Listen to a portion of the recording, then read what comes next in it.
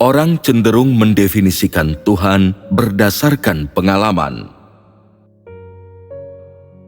Ketika menyampaikan topik tentang mengenal Tuhan, apakah engkau semua memperhatikan sesuatu? Apakah engkau semua memperhatikan bahwa sikap Tuhan saat ini telah mengalami perubahan? Apakah sikap Tuhan terhadap umat manusia tidak bisa berubah? Akankah Tuhan selalu bertahan seperti ini, mengulurkan segenap kasih dan rahmat-Nya kepada manusia tanpa batas? Perkara ini juga melibatkan esensi Tuhan. Begitu orang tahu bahwa Tuhan mengasihi umat manusia, mereka mendefinisikan Tuhan sebagai simbol kasih. Tidak peduli apa yang orang lakukan, tidak peduli bagaimana mereka berperilaku, tidak peduli bagaimana mereka memperlakukan Tuhan, dan tidak peduli betapa tidak taat mereka. Tidak satu pun dari hal tersebut penting karena Tuhan memiliki kasih. Dan kasih Tuhan tidak terbatas dan tidak dapat diukur.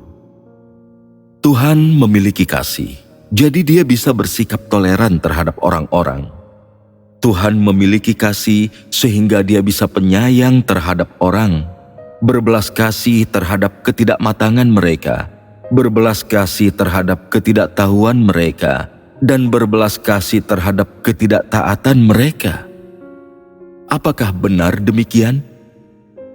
Bagi beberapa orang, ketika mereka telah mengalami kesabaran Tuhan sekali atau beberapa kali, mereka akan memperlakukan hal itu sebagai modal dalam pemahaman mereka sendiri tentang Tuhan. Percaya bahwa Tuhan akan selamanya sabar terhadap mereka, penyayang terhadap mereka, dan di sepanjang hidup, mereka akan menerima kesabaran Tuhan dan menganggapnya sebagai standar bagaimana Tuhan memperlakukan mereka. Ada juga orang yang setelah mereka mengalami toleransi Tuhan sekali, mereka akan selamanya mendefinisikan Tuhan penuh toleransi, dan toleransi ini tidak terbatas, tanpa syarat, dan bahkan sama sekali tanpa prinsip. Apakah keyakinan ini benar? Setiap kali hal-hal penting tentang esensi Tuhan atau watak Tuhan dibahas, engkau semua tampak bingung. Melihatmu seperti ini membuatku sangat marah. Engkau semua telah mendengar banyak kebenaran tentang esensi Tuhan. Engkau semua juga telah mendengarkan banyak topik mengenai watak Tuhan.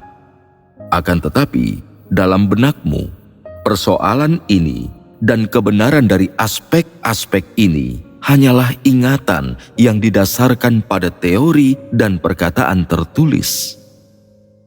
Tidak seorang pun dari antara engkau semua pernah mampu mengalami seperti apa watak Tuhan dalam kehidupanmu sesungguhnya, dan engkau semua juga tidak dapat melihat seperti apa watak Tuhan. Oleh karena itu, engkau semua bodoh dan bingung dalam kepercayaanmu. Engkau semua percaya secara membabi buta, sampai pada titik engkau semua memiliki sikap yang tidak hormat terhadap Tuhan. Engkau semua mengesampingkan dirinya. Apakah akibatnya jika engkau semua memiliki sikap semacam ini terhadap Tuhan? Itu membuatmu selalu membuat kesimpulan tentang Tuhan. Begitu engkau semua memperoleh sedikit pengetahuan, engkau merasa sangat puas, merasa bahwa engkau telah memperoleh Tuhan dalam keseluruhannya. Setelah itu, engkau semua menyimpulkan bahwa seperti inilah Tuhan itu, dan engkau semua tidak membiarkannya bergerak bebas. Dan setiap kali Tuhan melakukan sesuatu yang baru, engkau semua tidak mengakui bahwa Dia adalah Tuhan. Suatu hari, ketika Tuhan berkata, "Aku tidak lagi mengasihi manusia. Aku tidak lagi memberikan belas kasih kepada manusia. Aku tidak lagi memiliki toleransi atau kesabaran terhadap manusia. Aku penuh dengan kebencian yang ekstrim dan antipati terhadap manusia." Orang pun tidak akan sependapat dengan pernyataan semacam ini dari lubuk hati mereka. Beberapa dari mereka bahkan akan berkata, "Engkau bukan lagi Tuhanku, Engkau bukan lagi Tuhan yang ingin aku ikuti. Jika ini apa yang engkau katakan, maka engkau tidak lagi memenuhi syarat menjadi Tuhanku, dan aku tidak perlu terus mengikutimu. Jika engkau tidak memberiku belas kasih, tidak memberiku kasih, tidak memberiku toleransi, maka aku tidak akan mengikutimu lagi.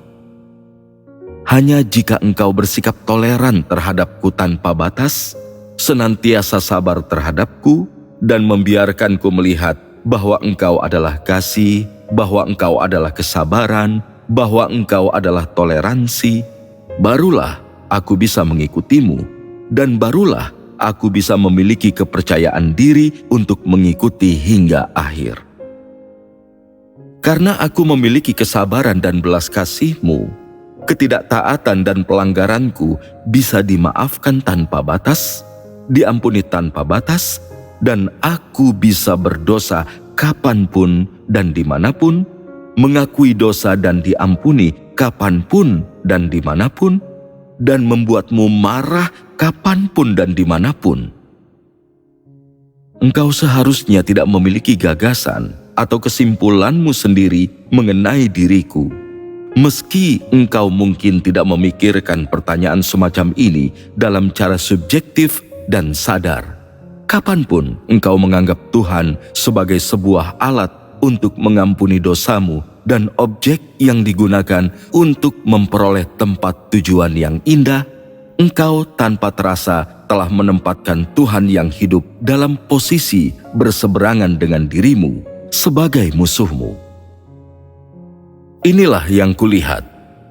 Engkau mungkin terus mengatakan, "Aku percaya kepada Tuhan. Aku mengejar kebenaran. Aku ingin mengubah watakku. Aku ingin menghancurkan pengaruh kegelapan. Aku ingin memuaskan Tuhan. Aku ingin taat kepada Tuhan. Aku ingin setia kepada Tuhan dan melaksanakan tugasku dengan baik," dan seterusnya. Akan tetapi, tidak peduli sebagus apapun yang engkau ucapkan, tidak peduli seberapa banyak teori yang engkau ketahui, tidak peduli seberapa memaksakan teori itu, seberapa agungnya itu, faktanya adalah bahwa sekarang ada banyak orang di antara engkau semua yang telah belajar bagaimana menggunakan peraturan, doktrin, teori yang telah engkau semua kuasai untuk menarik kesimpulan tentang Tuhan dan menempatkan Dia dalam posisi berseberangan dengan dirimu dengan cara yang benar-benar alami. Meski engkau telah menguasai huruf-huruf yang tertulis dan menguasai doktrin, engkau belum benar-benar memasuki kenyataan kebenaran, jadi sangat berat bagimu untuk dekat dengan Tuhan, untuk mengenal Tuhan, untuk memahami Tuhan. Ini menyedihkan.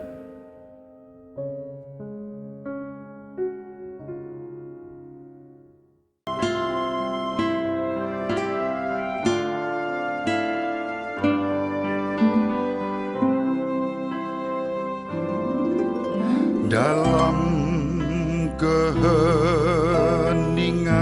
malam yang suci, aku dengar bisikanmu. Di tengah keheningan jiwa ini, ku dengar suaramu.